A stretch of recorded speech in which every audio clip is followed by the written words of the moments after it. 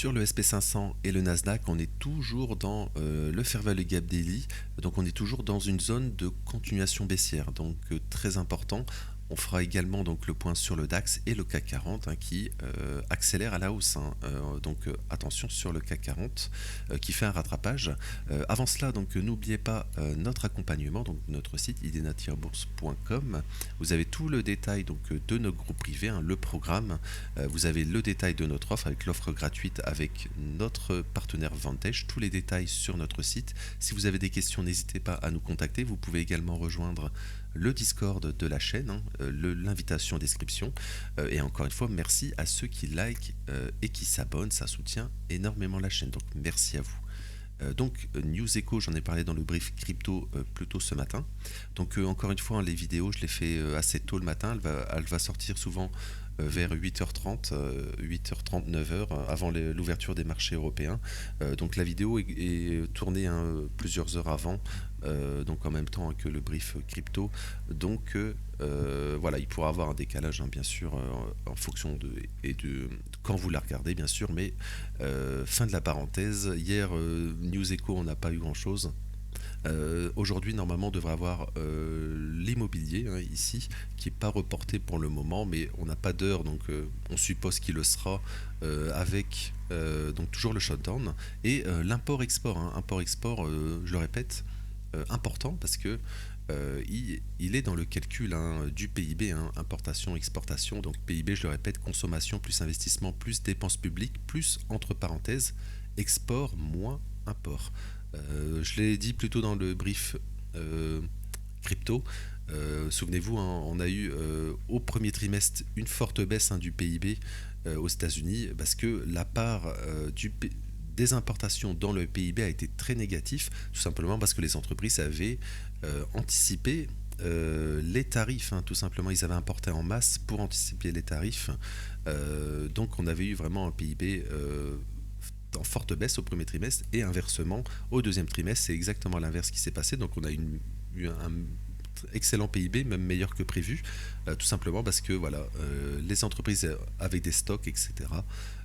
Et donc l'impact des importations a été en forte hausse dans le PIB, ce qui a vraiment soutenu le PIB américain au deuxième trimestre. Mais ça, on en a parlé plein de fois dans les briefs macro, etc. Donc sur le SP500 ici, donc SP500, voilà, on va se mettre ici. Donc pour le moment, SP500 au Nasdaq, on fait un peu la même chose. On travaille toujours cette zone qu'on a identifiée depuis lundi. Voilà, on est revenu combler totalement, même sur le Nasdaq, on y reviendra rapidement après. Mais pour le moment, on fait une sorte de figure, regardez, on fait une figure de distribution ici, regardez, une sorte même de biseau descendant.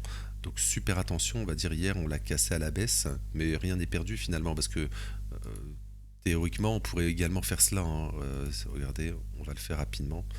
Voilà, on ferait quelque chose comme ça par exemple.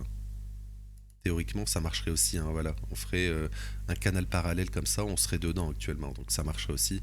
Voilà, c'est pour ça que je suis pas super fan des lignes de tendance, etc., parce qu'on peut les tracer un peu comme on veut.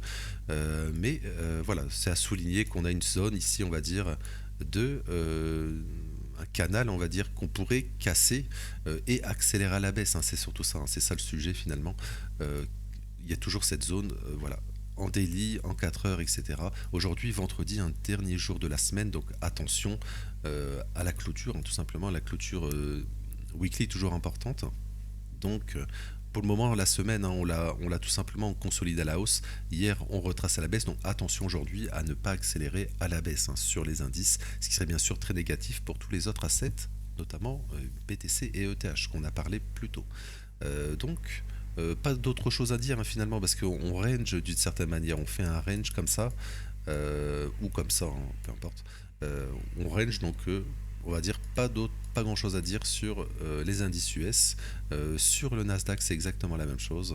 Regardez, on a exactement ça aussi. On a la même chose. Donc hier, très intéressant sur le Nasdaq, parce que on est venu prendre le plus haut de la veille, de mercredi ici, et on est venu combler totalement le Fair Value Gap Daily ici. Voilà, il restait un petit peu ici, et on est vraiment venu pile poil dedans, donc on s'est fait rejeter, voilà, ce qui suppose une continuation baissière encore une fois. Et on en avait parlé également, on avait parlé que la semaine passée dans le brief, dans le point de la semaine, hein, le week-end passé, que c'était improbable de faire une continuation baissière comme ça, que la bande de Bollinger allait arriver, soutenir le prix, c'est ce qui se passe. Finalement, on est en train de la contourner. Donc attention maintenant, il y aurait tout ce qu'il faut pour accélérer à la baisse, hein, sur les indices. Donc très attention à court terme, ce qui serait, voilà, ça pourrait accélérer, je veux dire, mais bon, regardez la hausse qu'on a eue ici, on en avait parlé, on avait 50%, environ un peu plus. Donc on pourrait avoir un 10-15% de baisse ici, on reviendrait juste ici, même pas à la moitié de la hausse. Donc voilà, c'est totalement possible sur les indices d'avoir un retracement, et donc bien sûr sur tous les assets à risque. Voilà, donc sur le Nasdaq, attention, aujourd'hui, on pourrait, hein, revenir comme sur le SP 500 ou autre, on pourrait revenir ici, et encore une fois, attention à ne pas faire de la continuation baissière sur les indices. Alors, je vais enchaîner par le Nasdaq, par le DAX. Alors, on en avait parlé aussi. Là, pour le moment, on prend, hein, les plus bas, donc attention, c'est une zone de rebond potentiel dans les fair value gap ici. Donc, on pourrait, hein, faire le fake move de début de séance pour ensuite rebondir sur le DAX. Voilà, mais on travaille toujours ce fair value gap daily. Donc il faut avoir une réaction ici pour le réintégrer, et pourquoi pas, en cas de rebond des indices US par exemple, avoir un petit rebond de fin de semaine sur le DAX. Voilà, pas d'autre chose à dire finalement sur le DAX. Alors attention, oui, le DAX, on en a parlé aussi, hein, on a pris les stops ici, hein, on avait fait la prise de stop.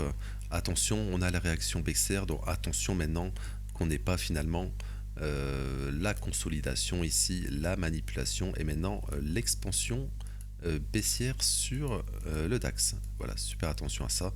Voilà, ça je vais le supprimer, je pense. Voilà, on peut peut-être faire une sorte de range. Voilà, voilà, je le ferai plus tard, peu importe.